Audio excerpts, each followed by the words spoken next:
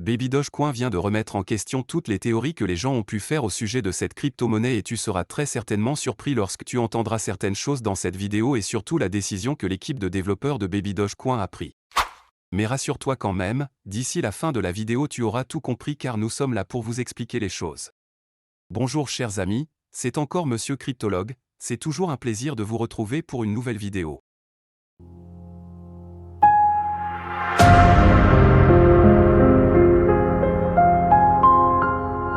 Après de longs mois d'analyse et de prédication, nous avons enfin une idée très claire par rapport au fonctionnement de Baby Dogecoin et aux brûlures des pièces. Reste bien concentré, on commence. Le 3 juin dernier, Baby Dogecoin a posté un très long message sur son réseau social Twitter, où il expliquait plusieurs choses notamment, le supply, les burns de la version Ethereum mais aussi du bridge. Nous avons longtemps pensé que Baby Dogecoin avait une quantité totale de pièces équivalente à 840 quadrillions. Puisque Baby Doge a deux blockchains, on se disait bien que la blockchain Binance Smart Chain avait 420 quadrillions et la blockchain Ethereum avait aussi 420 quadrillions, donc les 840 quadrillions de pièces au total. Nous avons longtemps utilisé cette hypothèse dans nos vidéos parce que cela semblait tout à fait logique. Mais dans son récent post, Baby Dogecoin a expliqué que ce n'était pas tout à fait le cas. En effet, il n'existe pas 840 quadrillions de pièces, mais plutôt 420 quadrillions de pièces de Baby Doge. Vu que c'est un bridge, il faut la même quantité de pièces sur les deux réseaux pour pouvoir effectuer les transactions, c'est pourquoi cela semble être 840 quadrillions. Pour le moment, cela semble flou mais nous en reparlerons dans la suite de la vidéo. Si vous vous demandez, comment est-ce que les opérations et transactions fonctionnent sur ces deux blockchains?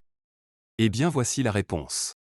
Tout d'abord vous devez noter que Baby Doge a effectué un bridge, et un bridge permet d'envoyer facilement et rapidement une crypto d'une blockchain à une autre. Cela veut dire que vous pouvez très facilement transférer vos pièces de Baby Dogecoin de la version BEP20 vers la version ERC20 facilement et vice-versa grâce au bridge. Donc, pour que cela fonctionne, il faut d'abord qu'il y ait une quantité donnée de pièces de Baby Doge sur une blockchain avant de pouvoir faire l'opération.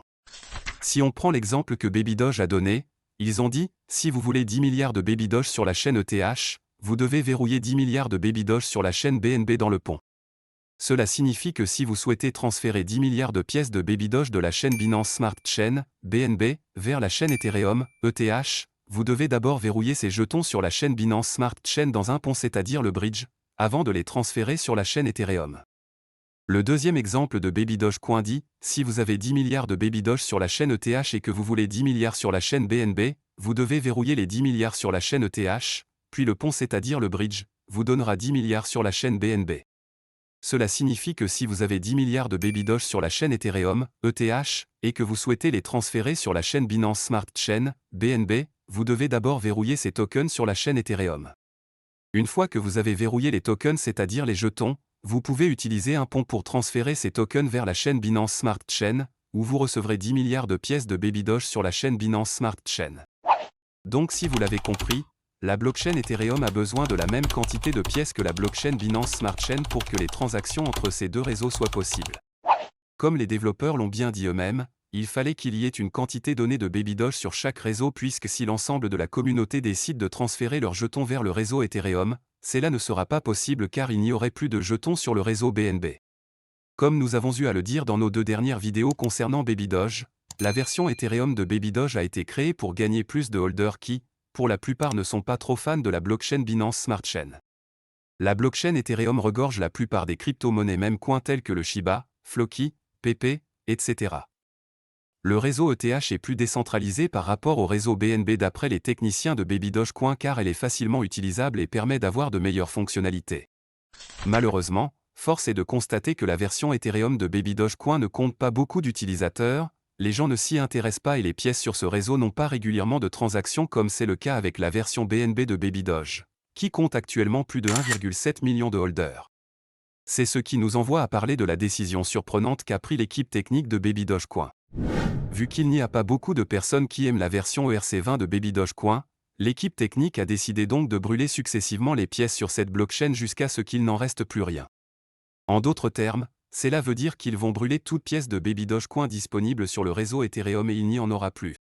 Cela signifie d'une autre manière que la version ERC20 de Baby Dogecoin disparaîtra définitivement.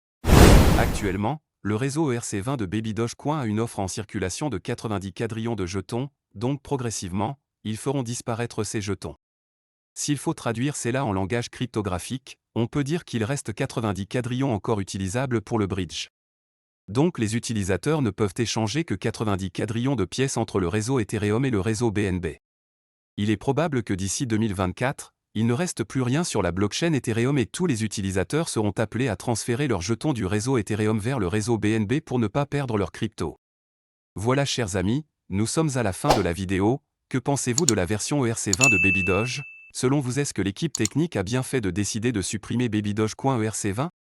Donnez-nous vos avis en commentaire.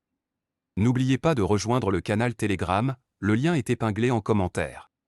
On se dit au revoir et à très bientôt pour une nouvelle vidéo.